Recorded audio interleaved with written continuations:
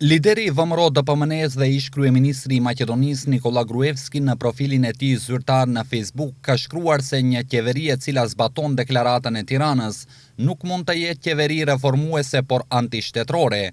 Fakti që edhe me mbështetjen e VMRO-s, Lidhja Social-Demokrate e Maqedonisë nuk tërhiqet nga deklarata, tregon se skenari është shumë serioz, ndërsa rreziku edhe më i madh.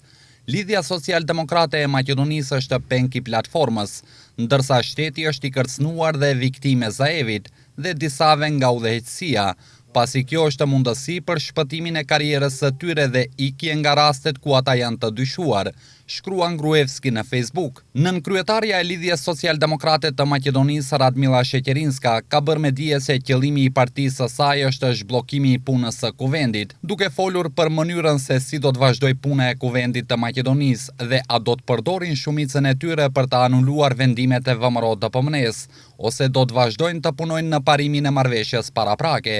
Sheqerinska ka thënë se shumica parlamentare do të vendosë nesër për fatin e Maqedonisë. Për shkak se VMRO DPMNE-ja sillet ashtu edhe si shumicë parlamentare, do të vazhdojmë kështu edhe në të ardhmen. Tani nga Trajko Veljanovski varet a do të thirrë vazhdimin e seancës konstituive ose jo.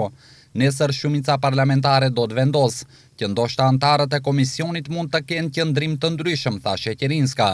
Ajo gjithashtu tha se qëllimi i tyre është zhbllokimi i punës së kuvendit. VMRO DPMNE-ja përmes një kumtese me shkrim ka përsëritur sot qëndrimin e tyre se zgjedhjet e reja parlamentare së bashku me ato lokale janë zgjidhje e vetme për të dalur nga kriza politike, që sipas tyre ka krijuar Lidhja Social-Demokrate e Maqedonisë.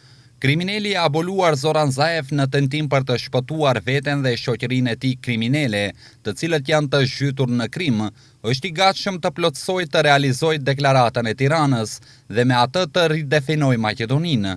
Zaev është i kapur në krim, për çdo ditë shohim se si policia arreston diler të drogës, persona që janë pjesë e rrethit të tij të ngushtë dhe me të cilët punojnë në fushat. Për këtë arsye Zoran Zaev është i gatshëm për gjithçka vetëm të vijë në pushtet, me shpresë se do të shpëtojë nga krimi, thuhet mes tjerash në kumtesën e VMRO DPMNE-s.